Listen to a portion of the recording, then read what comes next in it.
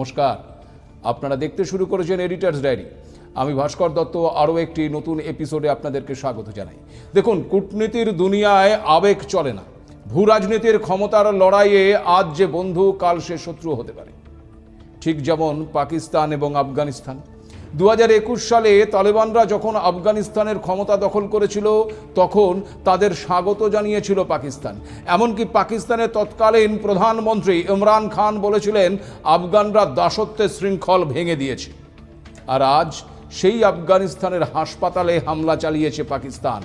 আপনাদের জানিয়ে রাখি, আফগানিস্তানের রাজধানী কাবুলের এক হাসপাতালে আকাশপথে পাকিস্তান হামলা চালিয়েছে বলেই অভিযোগ, যার জেরে মৃত্যু হয়েছে অন্তত 400 জনের, জখম হয়েছে প্রায় 250 জনেরও বেশি মানুষ। আর এই মৃত বা আহত প্রত্যেকেই ওই হাসপাতালের রোগী। তাছাড়া হাসপাতালটি মূলত নেশামুক্ত কেন্দ্র হওয়ায় ভিড় সেখানে লেগেই থাকত। সোমবার রাত 9টা নাগাদ আচমকাই ওই হাসপাতালে হামলা চালায় পাক বায়ুসেনা।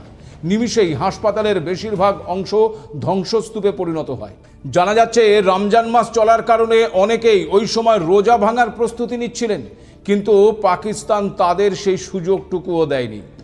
তালিবান প্রশাসনের ডেপুটি মুখপাত্র হামদুল্লাহ ফিতরাত জানিয়েছেন, 2000 শয্যা বিশিষ্ট হাসপাতালে হামলা চালিয়েছে পাকিস্তান। যদিও বরাবরের মতোই স্বভাবসিদ্ধ মিথ্যে বলতে ওস্তাদ পাকিস্তান সমস্ত অভিযোগ অস্বীকার করে জানিয়েছে কোনো অসামরিক ভবনে আক্রমণ করেনি তারা। পাশাপাশি এই অভিযোগকে ভিত্তিহীন বলে উড়িয়ে দিয়েছেন পাক প্রধানমন্ত্রী শেহবাজ শরীফের মুখপাত্র মোশাররফ জাইদি। তার মতে, কাবুলের কোনো হাসপাতালকে লক্ষ্য করে হামলা করেনি পাকিস্তান। যদিও ঘটনার কড়া নিন্দা জানিয়েছেন তালিবান মুখপাত্র জাবিহুল্লাহ মুজাহিদ।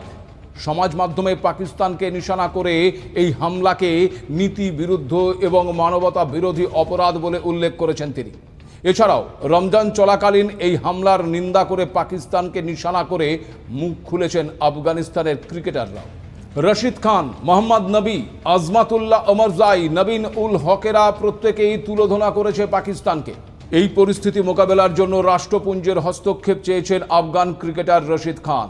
এক্স হ্যান্ডেলে তিনি এই আবেদন রেখে আরও জানিয়েছেন, এইভাবে আক্রমণ আসলে যুদ্ধ অপরাধ। রমজান মাসে মানুষের জীবন নিয়ে এমন ছেলে খেলা চলছে। আবার আফগান তারকা মোহাম্মদ নবী আবেগঘন হয়ে লিখেছেন, হাসপাতালে চিকিৎসা করাতে গিয়েছিল তরুণ প্রজন্ম, সেখানে হামলা করল পাকিস্তান। দরজার বাইরে দাঁড়িয়ে মায়েরা সন্তানদের জন্য অপেক্ষা করছিলেন, কিন্তু সন্তানদের আর ফেরা হলো না।